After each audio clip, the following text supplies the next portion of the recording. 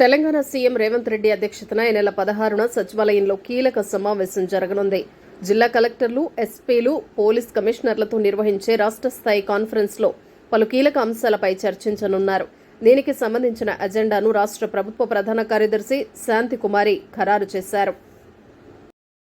బ్రాహ్మణ సంక్షేమ పరిషత్ అగమ్యగోచరంగా మారిందని బారాస ఎమ్మెల్యే మాజీ మంత్రి హరీష్ రావు విమర్శించారు. తెలంగాణ సీఎం రేవంత్ రెడ్డికి హరీష్ రావు బహిరంగ లేఖ రాశారు. విద్య, ఉపాధి వంటి పథకాలు ఆగిపోవటం విచారకరమన్నారు. కాంగ్రెస్ ప్రభుత్వం బ్రాహ్మణ సంక్షేమాన్ని విస్మరించిందని పేర్కొన్నారు. పేద బ్రాహ్మణులకు సంక్షేమ కార్యక్రమాలు కొనసాగించాలని డిమాండ్ చేశారు. వందే భారత్ తొలి స్లీపర్ రైలును ఆగస్టులో పట్టాలెక్కించేందుకు కసరత్తు చేస్తున్న రైల్వే శాఖ ఆ తర్వాత దేశంలోని ప్రధాన నగరాల మధ్య విడతల వారీగా వాటిని ప్రవేశపెట్టేందుకు ప్రణాళికలు రూపొందిస్తోంది. ఇందులో భాగంగా దక్షిణ మధ్య రైల్వే పరిధి నుంచి తొలి వందే భారత స్లీపర్ రైలు సికింద్రాబాద్, ముంబై నగరాల మధ్య నడిపే అవకాశాలున్నాయి.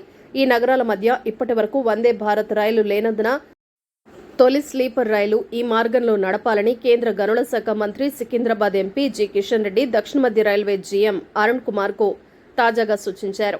ఈ మేరకు దక్షిణ మధ్య రైల్వే జోన్ రైల్వే బోర్డుకు ప్రతిపాదనలు పంపాలని నిర్ణయించినట్లు తెలిసిందే.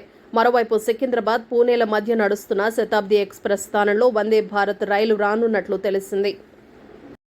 రాష్ట్రంలోని శ్రీవారి అటవీ సంపదపై ఎర్రచందనం అక్రమ రవాణాకు పాల్పడిన దొంగలపై కఠిన చర్యలు తప్పవని కేంద్ర హోంశాఖ సహాయ మంత్రి బండి సంజయ్ హెచ్చరించారు.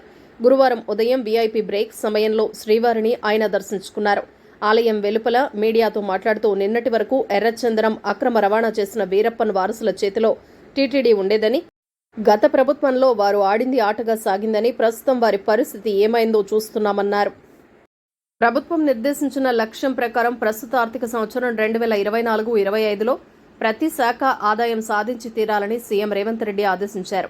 రాష్ట్ర ఖజానాకు ఆదాయాన్ని సమకూర్చే వాణిజ్య పన్నులు, ఎక్సైజ్, రిజిస్ట్రేషన్ల శాఖల పనితీరుపై గురువారం తన ఛాంబర్లో ముఖ్యమంత్రి సుదీర్ఘ సమీక్ష జరిపారు.